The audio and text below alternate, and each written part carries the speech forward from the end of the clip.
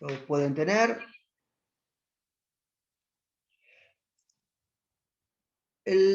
Ambos textos, tanto el texto de Hilda Sábato como de Gustavo y de Elena Benjur, tratan justamente lo que es el eje político, ¿sí? Las características políticas de América Latina en el siglo XIX.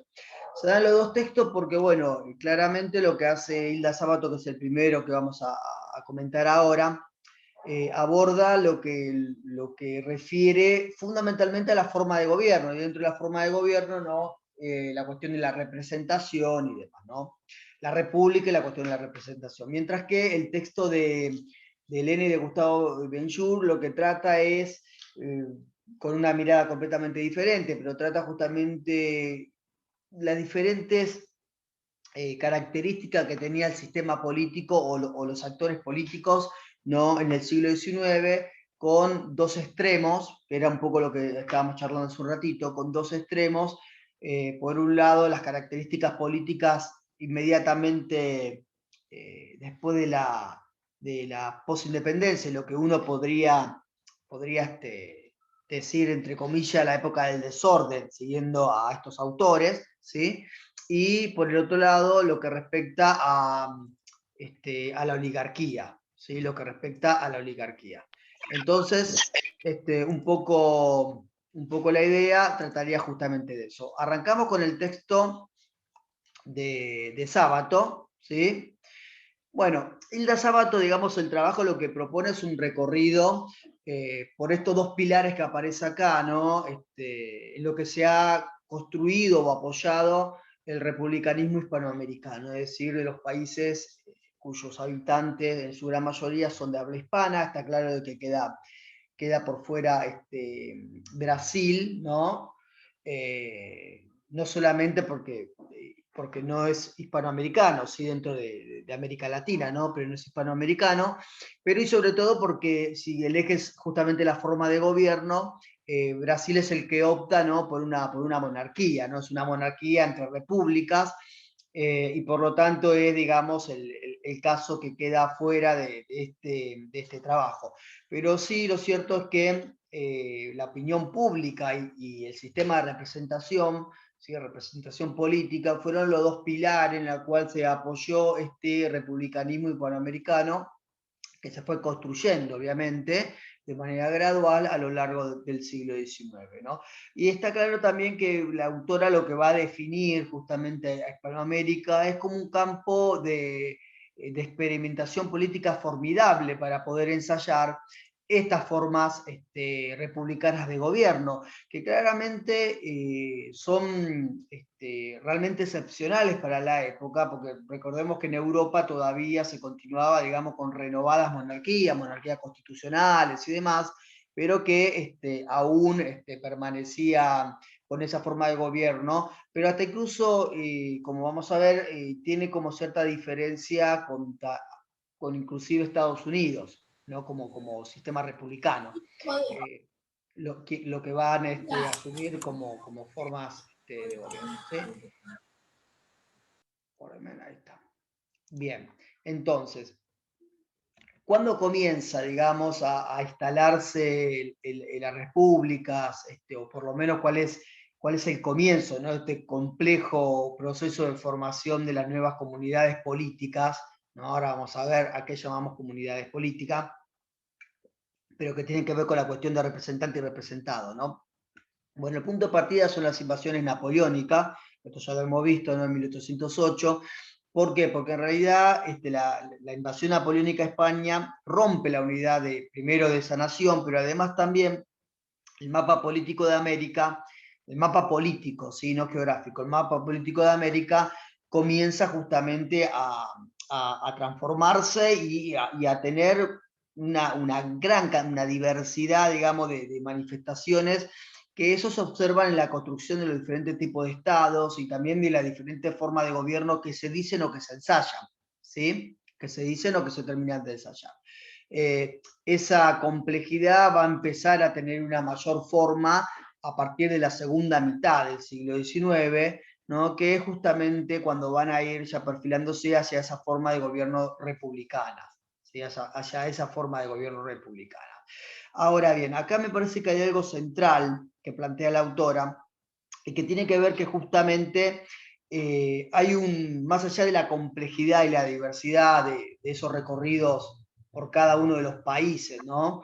En ese recorrido para conformar su forma de gobierno republicana, hay un rasgo compartido, ¿sí? Que tiene que ver con que todas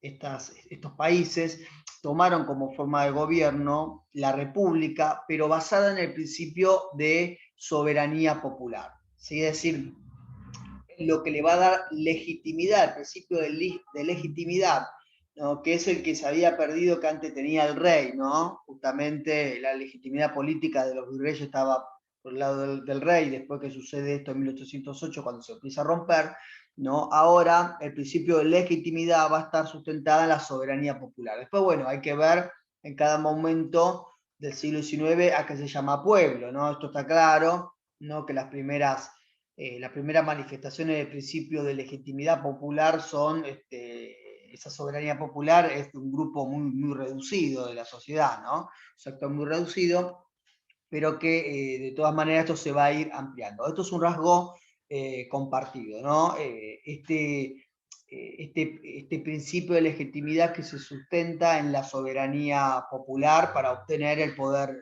político. ¿Sí? Bien, ahora, con respecto a la cuestión de la representación, ¿sí? Que es uno de los puntos, uno de los pilares que aparecía ahí de estas repúblicas. Bueno, esto se difundió, el principio de representación en realidad se difundió de manera bastante temprana, ¿no? En Hispanoamérica, inclusive después de la independencia, pero uno podría decir en los mismos ensayos de las revoluciones, ¿no?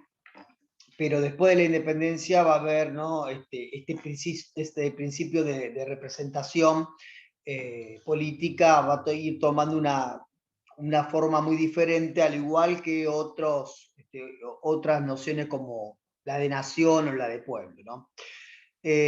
Lo que dice Sábato, lo que postula Sábato, justamente es que hay una idea de transición hacia la representación, ¿no? Donde justamente lo que se observa es de que varios elementos característicos de la tradición colonial se mantuvo vigente en los nuevos contextos que van a seguir luego de la independencia, ¿no?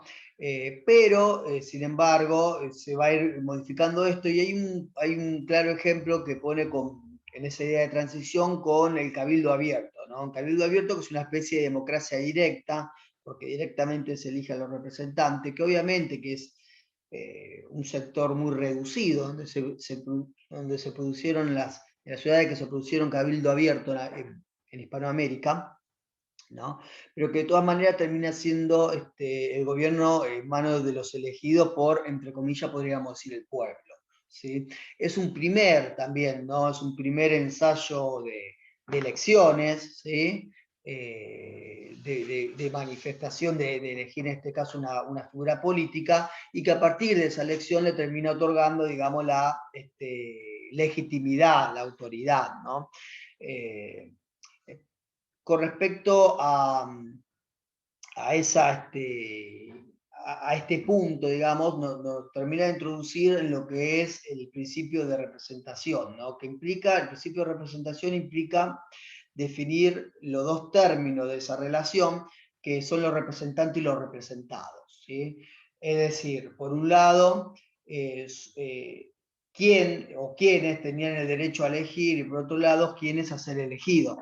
Bien, entonces, en definitiva también, ¿quiénes eran los ciudadanos? Porque recordemos que en estos tiempos los ciudadanos, el ciudadano era aquel que tenía esos derechos políticos, ¿no? Por lo tanto, también la noción de ciudadanía termina siendo, y el concepto de ciudadanía termina siendo aplicado a una cantidad bastante delimitada de personas dentro de las sociedades hispanoamericanas. Pero lo cierto es que tanto los representantes como los representados terminan de conformar lo que se conoce como la comunidad política.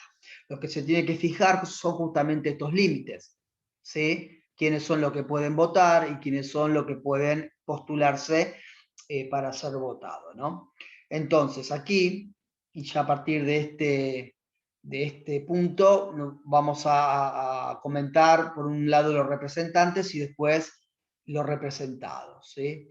Bueno, por el lado de los representados. Por el lado de los representados, lo que plantea la autora de que, bueno, es un rasgo muy original en Hispanoamérica, ¿no? Porque en realidad el voto, o el derecho a sufragio, mejor dicho, el derecho al voto, se extendió muchísimo, ¿no?, sobre la población masculina. Más allá de los requisitos que se pedían generalmente, ¿no? Son requisitos comunes, como el de la edad, ¿no? Dependiendo del lugar que estemos en Hispanoamérica para estos tiempos, la edad de 20, de 21 años, de 25 años, de 18 años. Bueno, el sexo, ¿no?, que tenían que ser varones, y por otro lado, obviamente, la residencia, ¿no? Poder vivir en el lugar donde se iba a elegir la autoridad política, ¿no? Estos requisitos eran comunes.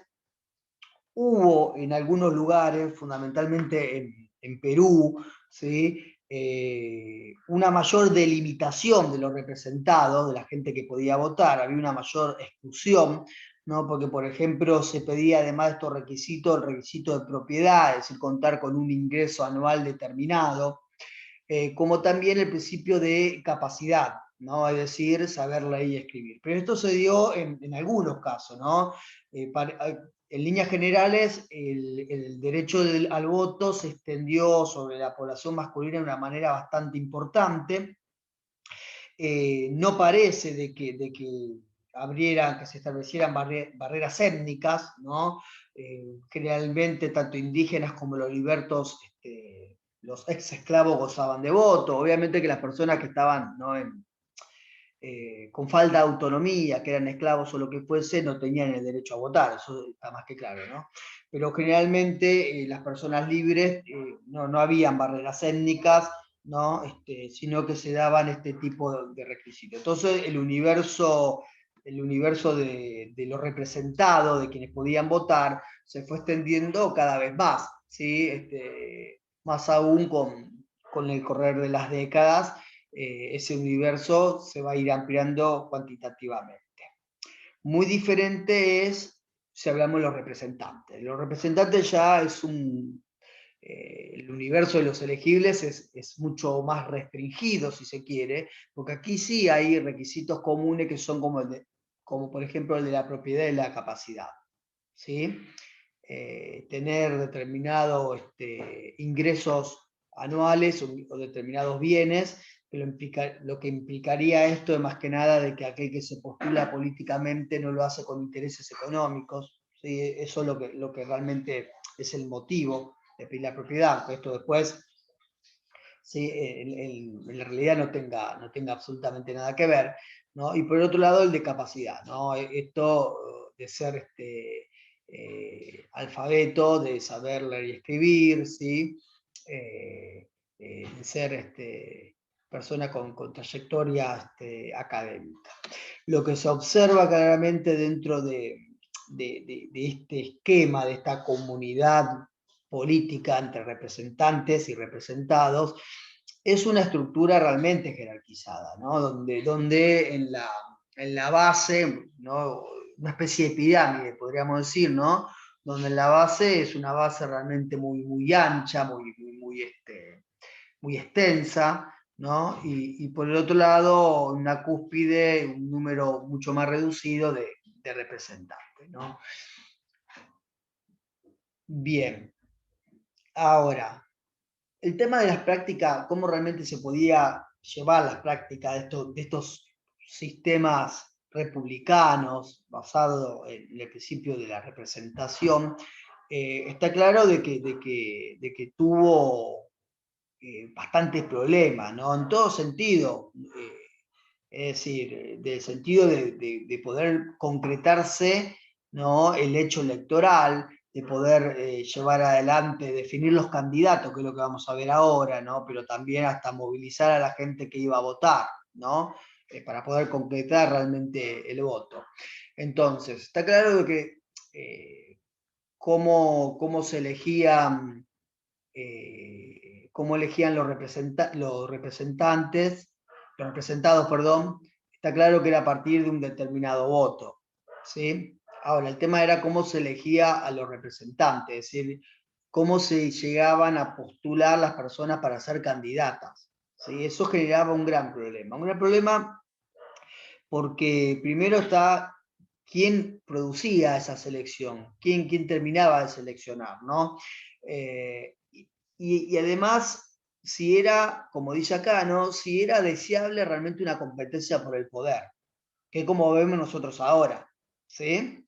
Es decir, diferentes partidos políticos con diferentes candidatos y demás. Bueno, en principio esto está completamente desdibujado, ¿no? Y no tenemos que creer, porque uno podría suponer este otro interrogante, si hay una selección automática, hay una especie de aristocracia, que hay un gobierno de los mejores y por lo tanto, ¿no? Entre ellos mismos terminan seleccionando los candidatos y la gente va y vota. Bueno, esto no fue así porque se dio una arena política realmente muy violenta, ¿no? Al punto de terminar llevando enfrentamientos armados, ¿no? Hasta incluso guerras por el poder político.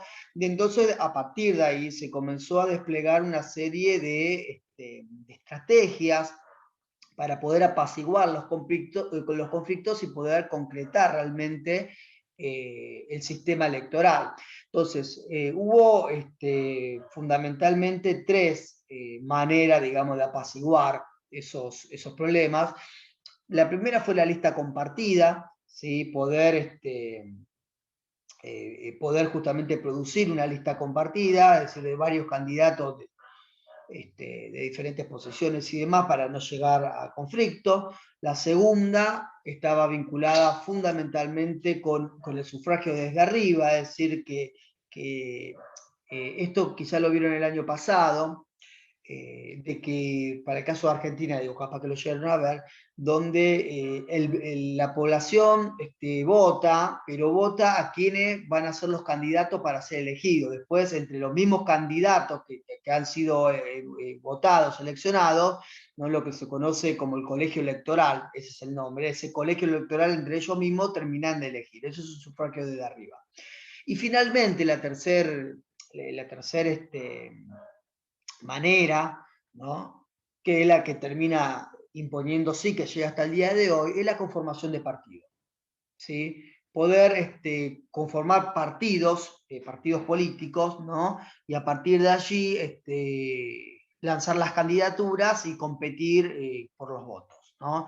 Claramente, si el sistema electoral es el que va a terminar siendo la herramienta fundamental en el sistema republicano para elegir a los candidatos políticos, los partidos políticos van a ser claramente la manera más viable para llevar adelante este tipo de sistema.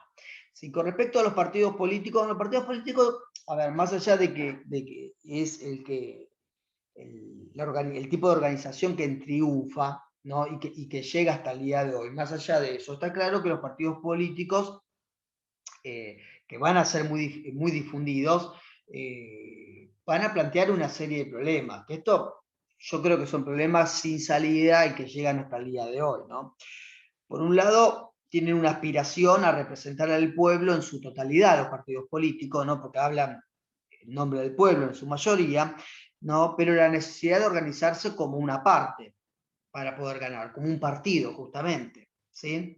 Por otro lado, también los partidos políticos convocan al pueblo, ¿no? Pero movilizan a un conjunto reducido de ciudadanos o de personas que son los adeptos a estos partidos políticos, y más todavía en estos tiempos que estamos viendo nosotros, en el siglo XIX, ¿no? También, y esto llega hasta el día de hoy, ¿no? Apelan al espíritu cívico, ¿no? De la población, pero recurren a los militantes organizados. Esto es algo que viene hasta el día de hoy, ¿no? Y finalmente, convengamos de que, y esto sí es bien del siglo XIX, invocaban al ciudadano libre, pero construían sus clientelas políticas subordinadas con lazo de poder, ¿no? Que sigue habiendo clientelismo político en la actualidad, eso está claro, ¿no? No estamos diciendo que no, pero sí en el siglo XIX era una manera muy lícita, ¿sí? Es una manera muy lícita de competir políticamente. Esto de crear, trazar una red, digamos, de clientes para poder ganar elecciones. Bueno, en el caso digamos, la actividad, la actividad electoral va a ser la principal, decíamos, ¿no? Se van a realizar de forma regular y frecuente este tipo de actividades, ¿no?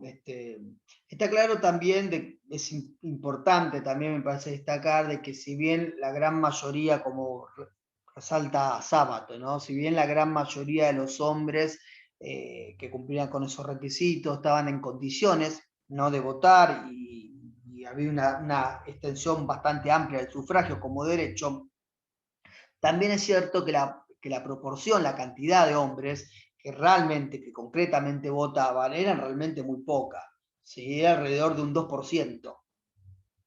Los votos no eran obligatorios, pero aparte no había toda una serie de cuestiones donde en realidad el interés, como dice acá, ¿no?, la maquinaria electoral, y ahora voy a explicar lo que es esto, el interés de los partidos políticos no estaba tanto en salir a buscar votantes, sino en garantizarse un grupo de personas que sean fieles, que vayan a votar por ello y demás, ¿no? Y que pudieran también contribuir con esa maquinaria electoral. ¿Qué es la maquinaria electoral? Bueno, todos los partidos políticos, y esto estaba permitido, no es que estaba prohibido ni nada, no es que estaba mal visto ni nada, intentaban tener un control y manipulación de las elecciones, ¿sí? No sé, desde a veces impedir de que grupo de personas llegasen hasta el lugar donde se votaba, que generalmente eran en las iglesias, en los atriles de las iglesias, ¿no?, donde se votaban, pero eran, digamos, a veces frenados, bueno, la violencia era algo muy común dentro del acto electoral, ¿sí? Entonces, esto de también poder votar la mayor cantidad de veces posible una misma persona, y hasta incluso cambiar las urnas, ¿sí? Hasta incluso terminar de cambiar las urnas de un tipo de elecciones que no eran secretas, ¿sí? Pero bueno, los votos se iban dejando en una urna para el posterior conteo y justamente tener ese tipo de control de esa maquinaria, ¿no?, era la que permitía ganar las elecciones. También, ¿no?, y esto quizás empieza a ser muy importante y al día de hoy es elemental, ¿no?, la búsqueda del apoyo de la opinión pública. Que la opinión pública aparece como un elemento fundamental dentro de los componentes de los representantes, ¿sí? Obtener votos, pero sobre todo en este periodo la opinión pública, la buena opinión pública, que esto llega hasta el día de hoy. Esta opinión pública se desparramaba en diferentes actuaciones que tenían los partidos políticos, que no era solamente el día y el momento que se tenía que votar, sino que aparte, bueno, el Parlamento obviamente, pero también en la prensa, ¿sí? Las prensas, si uno mira los periódicos, por lo menos, y fundamentalmente hasta hasta el último cuarto del siglo XIX, en cualquiera de los países hispanoamericanos, eran marcadamente políticas. Esto no quiere decir que ahora la prensa no tenga ideología, siempre tiene, y que no sea político, pero en estos momentos era el diario de determinado político, ¿sí? Directamente, y ahí se trataba justamente de expandir y de obtener un apoyo de la opinión pública, que aparece como este elemental, ¿no? Ahora, no nos tenemos que imaginar de todas maneras en la actividad electoral, ¿no? Digamos, que los votantes estaban ansiosos por ir a votar el día de las elecciones, ¿no? Todo lo contrario. Ya les dije con la cantidad de porcentaje que iban, pero además también, como dice acá, ¿no?, en esta maquinaria electoral, el voto, digamos, era un acto colectivo más que individual. Bien, era el grupo que apoyaba ese partido, que entraba a votar y que intentaba, digamos, evitar también de que los otros sumasen votos y demás. La clave claramente de obtener las elecciones, del éxito electoral, radicaba en la creación y la movilización de clientes, ¿sí? En poder crear redes y movilizar redes clientelares. Bien. Ahora, también hay un punto elemental con respecto a la política, que es la opinión pública. ¿Sí? Que es el tema de la opinión pública. La opinión pública se divide dentro del momento que nosotros estamos viendo en Americana siglo XIX, se divide en tres momentos importantes. ¿Sí? El primer momento tiene que ver justamente con las primeras décadas, inmediatamente de la independencia, ¿no? Donde bueno, la opinión pública en esas primeras décadas eh, era una expresión más de la voluntad, era una expresión más de la élite, ¿no? que los ciudadanos. La misma élite, el mismo sector de poder, el mismo grupo político monopolizaba justamente esa opinión pública porque la prensa era una única prensa oficial, ¿sí? Entonces, digamos que la opinión pública se mantenía dentro del mismo lugar que había salido. Había una opinión pública, pero era simplemente dirigida a un sector de la sociedad realmente muy, muy acotado, que era la élite. En un segundo momento, que esto va a comenzar ya a mediados del siglo XIX, ¿no? Hay un cambio decisivo en cuanto a la formación de una sociedad civil relativamente autónoma, podríamos decir, ¿no? Con una expansión de la actividad asociativa, ¿no? Esto es importante porque aquí, como ejemplo, comienza a haber una mayor cantidad de prensa, pero sobre todo de prensa, entre comillas, independiente, o por lo menos que no respondía puntualmente a la lid, ¿sí? Donde van a haber opiniones, ¿no? De todo tipo con respecto a lo político, y también otros lugares, uno podría decir ya con antecedentes, ¿no? De opinión pública como son las plazas, pero que de todas maneras aquí, en este contexto, empiezan a tener un lugar muy, muy destacado, ¿no? Entonces aquí diferentes sectores de la población expresaban sus opiniones y presentaban sus reclamos también, ¿no? De una manera quizás un poco más directa en los diarios, ¿no? Denunciando y demás, o directamente, ¿no? Hablando y discutiendo y debatiendo en la plaza pública. Tengamos en cuenta que los medios de comunicación aquí, el único y más importante es la prensa, ¿sí? En un tercer momento, que igual el segundo momento también uno lo que tiene que destacar es la cuestión de la violencia, como habíamos dicho, porque aquí lo mencionamos solamente en el momento de las elecciones, ¿no? Pero aquí también en la opinión pública el tema de la violencia, ¿sí? El uso de la violencia como expresión, digamos, no era mal visto, no se consideraba arcaico para la época, ¿no? Estamos hablando de mediados del siglo XIX. Digamos, existía la idea del uso de la fuerza como un derecho, ¿no? Y un deber cívico ante lo que se podía considerar gobiernos despóticos, ¿sí? Ahora, este último momento sí se va a modificar, se va a ir modificando, porque ya no suena moderno, ¿sí? A modernidad, ese uso de la violencia, en el tercer momento de la opinión pública, que es ya hacia las últimas décadas del siglo XIX y la primera del XX, ¿no? Donde esas prácticas comienzan a ser censuradas, ¿no? Y se buscan nuevas alternativas, que entre esas nuevas alternativas va a estar justamente una mayor diversidad primero una mayor autonomía de la sociedad, y por el otro lado una mayor diversidad de esos lugares de opinión pública, ¿no? Con el inicio de la radio, pero también con otros lugares como los cafés y demás, como lugares, ¿no? Donde la opinión pública Va a ser muy importante, y aquí va a ser cuando los políticos también empiecen si bien ya hay una preocupación desde el inicio con respecto a la opinión pública, en este tercer momento sí va a ser muy importante la opinión pública, y esto llega hasta el día de hoy, ¿no? Fundamentalmente cuando se cambia el sistema político, ¿no? Y el voto comienza a ser secreto, individual, ¿no? Ahí la opinión pública termina siendo elemental, poder convencer al otro que me vote, ¿no?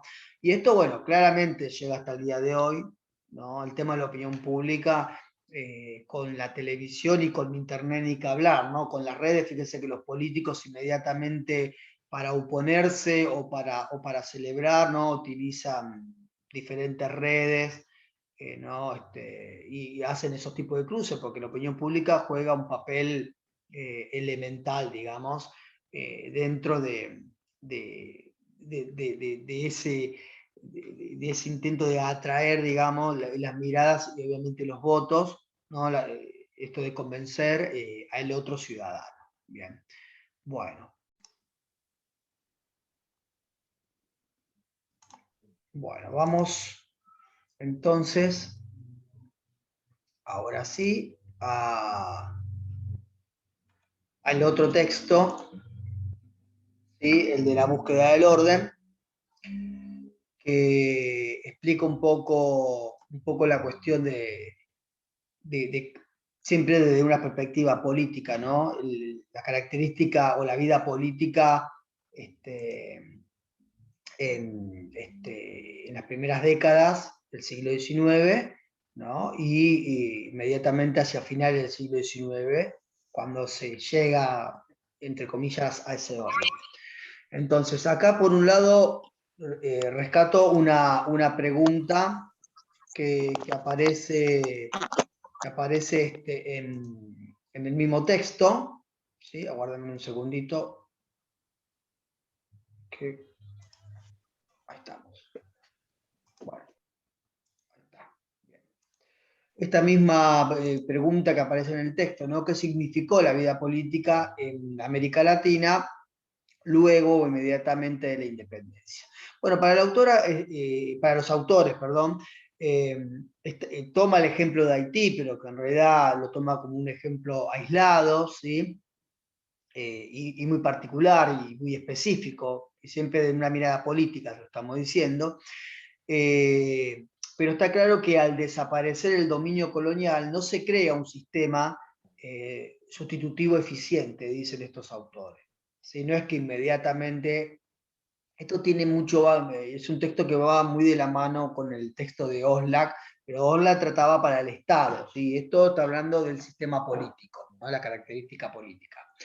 Y uno puede, digamos, fundamentar, o por lo menos ellos fundamentan el por qué no fue eficiente el sistema sustitutivo, porque lo que se puede observar es primero cómo fracasaron las tentativas unitarias, fundamentalmente como unitarias o centralistas, ¿no? Según donde miremos de Hispanoamérica o de Latinoamérica en este caso. Fracasaron esos intentos, ¿no? Como idea política fuerte de las primeras décadas luego de la independencia, y también como fracasó esos intentos de injerto que se ensayaron, de tomar el modelo norteamericano para las nuevas naciones, ¿no? El modelo político norteamericano, que esto se observa mucho en ese intento de constitución, de creación de constitución, ¿no? de elaboración de constitución nacional, de constituciones nacionales, donde se tomaba, ¿no? como modelo la constitución norteamericana. También, bueno, y esto es lo que vamos a charlar ahora, está claro también de que hay un fuerte fraccionalismo político, ¿no? Acá esto tiene que ver, justamente si el texto trata sobre la búsqueda del orden, tiene que ver con la negación del orden, de ese nuevo orden que se va a poner después de las independencias, lo que llamarían desorden, ¿no? Que aquí lo que vale destacar son estas dos figuras políticas, sistema político, el caudillismo como sistema político y el bandolerismo también mirado de lo político, ¿sí? Como manera de ensayar que tenían en estas primeras décadas post-independientes, ¿no? También es muy importante esta cuestión de la militarización de la política, ¿no? Estos ciudadanos en armas que se van a dar fundamentalmente vinculados con estos dos sistemas o formas de políticas, ¿no? Entonces, pasemos a analizar los dos. Primero es el caudillismo. Bueno, ambos está claro de que para los autores nacen de la anarquía, ¿no? La anarquía que es producida por las guerras civiles, que trae inmediatamente la situación post-independencia y donde sectores políticos no quieren, digamos, sectores políticos generalmente regionales, no quieren, digamos, formar parte de ese nuevo orden, podríamos decir, ¿no? Y esto surge con un claro proceso de militarización, como decíamos, de la población, pero también eh, de la población, pero también del sistema político, ¿no? Claramente que se imponía a partir de esas estrategias, ¿no? Entonces, bueno, por un lado lo del caudillismo está claro que la figura del caudillo nace, ¿no? Los autores lo que dicen es que la figura del caudillo no basta fundamentalmente con las características o el poder particular que tuvieron determinados hombres, determinados caudillos, ¿no? Esa sagacidad, ese valor de jefe, esa sagacidad, ¿no? En las batallas, de las hazañas que llevaban, que cargaban y que atraían, ¿no? De manera muy entusiasta a las masas, ¿no? No es solamente por eso, sino que en realidad los caudillos, o el caudillismo, ¿no? Como modo político, se tiene que explicar también como resultado de un pacto, ¿no? Un pacto no escrito, obviamente, ¿no? Pero un pacto donde ellos, si bien recibían, ¿no? Recibían justamente el apoyo de estos sectores subalternos y demás, pero a la vez tenían que retribuir, ¿no? Es el caudillo tenía que permanentemente mostrar coraje y sobre todo también lo que tenía que mostrar es solidaridad, ¿sí? Aquí obviamente hay una idea de estos autores que discute con otras ideas del caudillo, con otras concepciones que tienen otros historiadores del caudillo, del caudillismo, como aquel sistema donde hay una figura fuerte política, el caudillo que se impone por la fuerza, que impone el temor, el terror por la fuerza, ¿no? Y por eso tiene un grupo de seguidores que lo siguen por temor, ¿no? Aquí está esta especie de vinculación donde la solidaridad, digamos, con sus seguidores tenía que ser obviamente económica por un lado, ¿no? Brindar esa alternativa política, pero al mismo tiempo sustento económico, pero por el otro lado la presencia, ¿no? Que iban desde fiestas hasta velorio, era fundamental la figura del caudillo, ¿no? Como reconocimiento. Bueno, el tema de las presencias políticas llega hasta el día de hoy, me parece, ¿no? Llega hasta el día de hoy.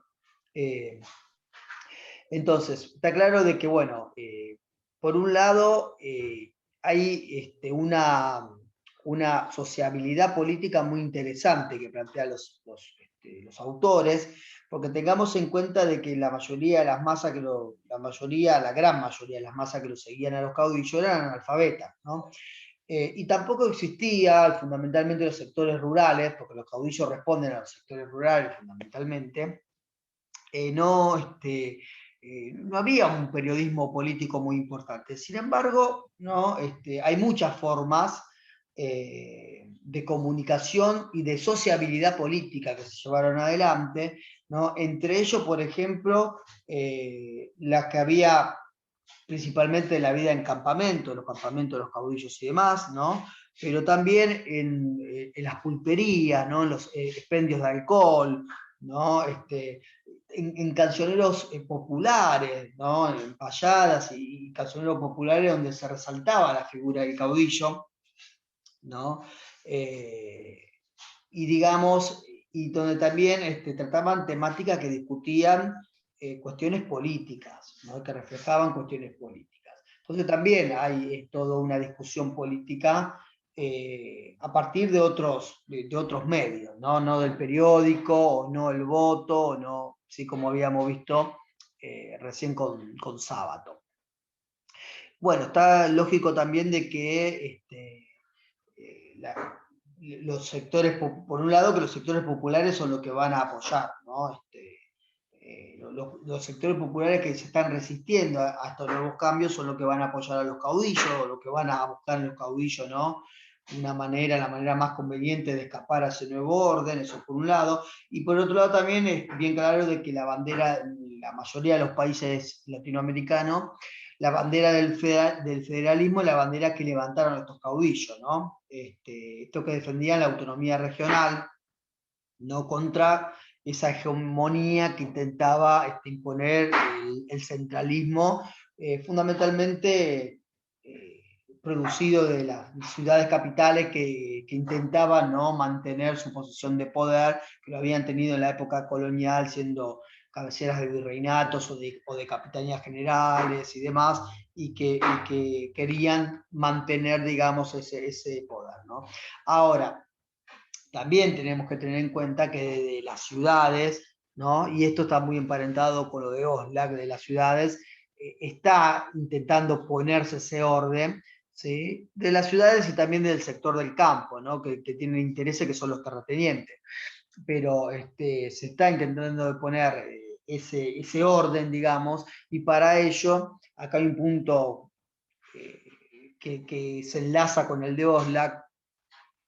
Hay un proceso importante de profesionalización del ejército, ¿sí?, por parte de los nacientes estados nacionales, que van a terminar de imponer, ¿no?, entre comillas, podríamos decir, estabilidad política. Por lo menos van a poder enfrentar estos levantamientos, estos intentos de federación de los caudillos, ¿no? Y llevar, podríamos, entre comillas, estabilidad política, según la mirada de estos que han vencido, ¿no? Dentro de esa profesionalización lo que tenemos que destacar es componentes que tienen que ver con lo tecnológico, como armas, ¿no?, como armas modernas, pero también con el ferrocarril y el telégrafo como medio de comunicación que son utilizadas para fines militares, y por el otro lado también esto de la contratación de misiones militares francesas y alemanas fundamentalmente, ¿no?, para poder perfeccionalizar los ejércitos locales. Esto se observa muchísimo en dos casos en América Latina. Uno, el de Lorenzo Latorre, en Uruguay, y el otro que nosotros lo vamos a ver más adelante, que es el de Porfirio Díaz en México, ¿no?, donde un pilar va a ser justamente el ejército. El bandolerismo, ¿sí? También el punto de partida del bandolerismo se da primero, ¿no?, nace en la guerra civil, en esa anarquía, ¿no?, de Irán. También claramente se trata de un movimiento donde se enlaza lo político con lo militar, ¿no? Un militarismo muy importante de la política, ¿no? Pero el bandolerismo tiene su punto, digamos, de germen o de inicio, con la organización de los latifundios y con la organización de ese intento de modernidad. Entonces, al igual que el tema de los caudillos, en el caso de los bandoleros, ¿no?, que se lo suelen asociar con el bandolerismo, con el robo y demás, pero aquí lo estamos haciendo de una mirada política, no como manifestación política, esos actos, y no como puro vandalismo, ¿sí? Esas leyes que comenzaban, pero también esas prácticas de orden que comenzaban, ¿sí? Como por ejemplo la hacienda, el funcionamiento de la hacienda, la defensa de que lleguen inversiones, ¿no?, de que lleguen inversiones de afuera, que solo se podía dar a partir de una estabilidad y demás, ¿no? Es un poco el origen del bandolerismo, que si uno intenta especificar el principal motivo de la vida de los bandoleros, o el germen o el origen de los bandoleros, tiene que ver con el latifundio, ¿no? Cuando se empieza a acaparar grandes extensiones de tierras, ¿no?, y muchos hombres terminan quedando sin tierra, donde bueno, algunos inclusive que han quedado desalojados terminan siendo explotados porque no le queda otra que trabajar en esa misma tierra para otro que ahora se la ha acaparado, ¿no? Y ante esas injusticias, podríamos decir, comienzan, ¿no?, estos actos del bandolerismo. En esos avatares, digamos, ¿no?, cuando empieza a avanzar el latifundio, y cuando progresaba la medida de defensa de la propiedad también, ¿no?, como esta ley que aparece acá, es cuando justamente se comienza a fortalecer estos movimientos de bandolerismo. Aquí también aparece esto, ¿no?, esto de que hay una serie de leyes que primero involucran a las mismas personas, como la ley, ¿no?, considerada delito la vagancia, ¿sí? Entonces eso hacía de asegurarse que los hombres trabajasen las tierras, aquellos hombres sin tierras, y por otro lado otras leyes que hacían como por ejemplo el alambrado, ¿no?, la propiedad privada, lo que vendría a ser leyes ya en un sentido mucho más capitalista, como el tema del alambrado, la propiedad privada y la marca de ganado también, ¿no? Recordemos bueno, uno de las acciones de los bandoleros era ocupar tierra, digamos, sin autorización, o poblar tierra sin autorización, y otro era, en muchos de los casos, desgollar, digamos, a los animales, ¿no?, a las redes que se encontraban por allí, ¿no?, para consumo, obviamente, ¿no? En ese sentido, eran considerados bandoleros, ¿no?, además de asaltos y demás este, que, que se puede destacar. Pero en el sentido político, eso se observan como manifestaciones políticas, que obviamente van a recibir el apoyo popular, está más que claro, ¿no?, sacando a lo que son los terratenientes, los latifundistas, ¿no? El resto de las sociedades lo van a apoyar muchísimo. Bueno, hay una serie de ejemplos, ¿no?, de bandoleros, de bandoleros en América Latina. Creo que el ejemplo quizá más destacable, no sé si el de Chacho Peñalosa, el que toman para el caso de Argentina, sea tan representativo, fundamentalmente teniendo en cuenta el bandolerismo. Para mí se encasilla más en lo que es el caudillismo. Pero aquí, por ejemplo, bueno, la figura de Doroteo Arango, más conocido como Pancho Villa, ¿no?, en México, como bandolero, que va a formar parte también de la Revolución Mexicana. Bueno, es quizás uno de los ejemplos más importantes, que en realidad, bueno, Pancho Villa es un seudónimo, porque Pancho Villa fue un bandolero de estos tiempos, justamente, ¿no?, de la primera mitad del siglo XIX, que ya hacia principios del siglo XX, Doroteo Arango lo va a incorporar, y porque va a tener también, ¿no?, su grupo de hombres va a tener un andar más parecido a un bandolerismo, ¿no?, que a un tipo de caudillaje.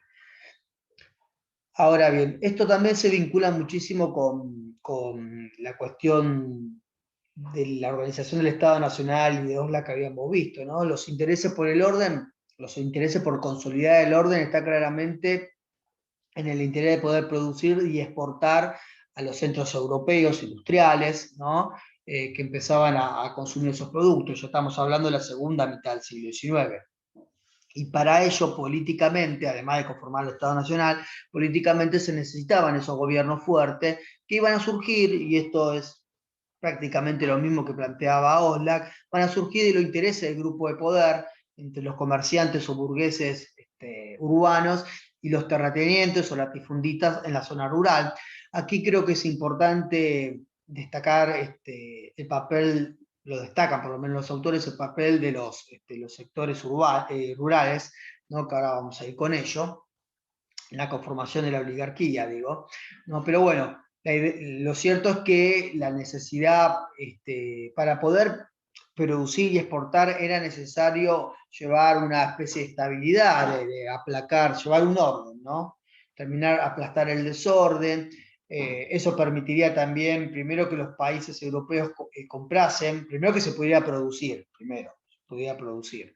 ¿no? Para la exportación, segundo, de que los países comprasen, tercero, de que esos mismos países, al ser el lugar seguro, invirtieran, ¿sí? Dieran inversiones de dinero, inversiones extranjeras, prestasen dinero, dieran préstamos para poder desarrollar el sistema de producción y de exportación, que obviamente responde a los intereses, ¿no? De los sectores del poder. Entonces, para ello, bueno, se tuvo que dar esa pacificación del campo, ¿no? Por un lado, que aquí es elemental los servicios, cuando se empieza a extender los servicios policiales en el interior, en las zonas rurales y demás, ¿no? Aparece como elemental este tipo de estabilidad y de seguridad. Y por otro lado, bueno, el imperio, lo que llamamos el imperio de la ley, que ya lo hemos mencionado, ¿no? Que tiene que ver con que se comienzan a acentuar estas leyes mucho más de corte capitalista, ¿no? Que vinculan por un lado a lo que tienen que ver con la propiedad privada de la tierra y demás, pero también otras leyes que tienen que ver, como por ejemplo, con la protección o el respeto a los extranjeros. A los extranjeros, fundamentalmente a los inmigrantes, que van a terminar siendo la mano de obra calificada para la agricultura, la ganadería y demás, en un momento, ¿no? Donde se comienzan a insertar en la economía internacional los países de América Latina como vendedores de materias primas y de alimentos, y al mismo tiempo en un momento ya donde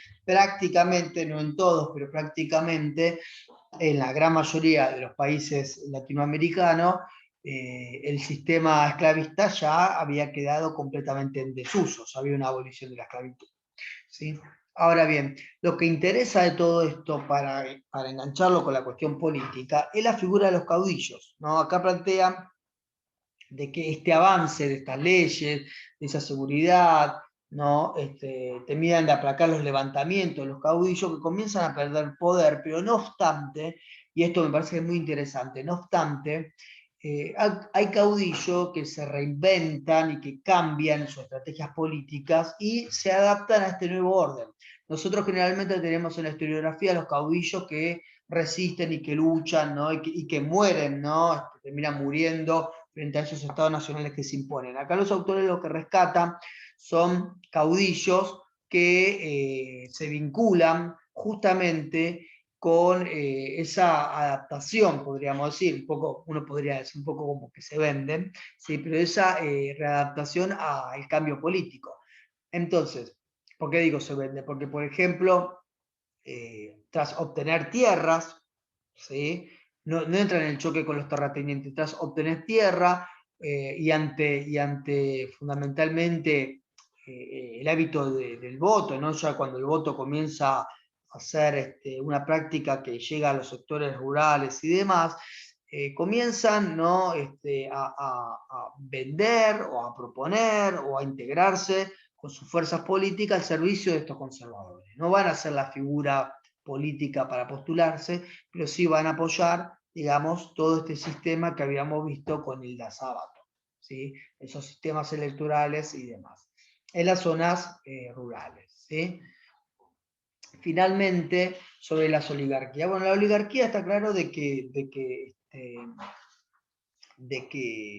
en América Latina se consolidaron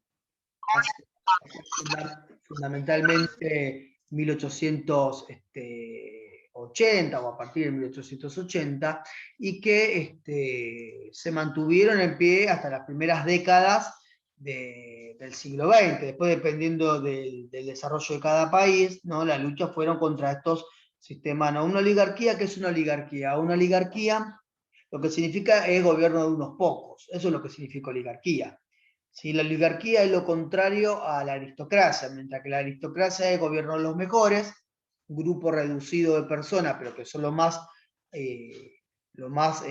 apropiados, los mejor preparados, gobiernan para el pueblo, para lo mejor del pueblo. En este caso, esta oligarquía, que es el gobierno de unos pocos, conservan el poder político y gobiernan para sus propios intereses, ¿no?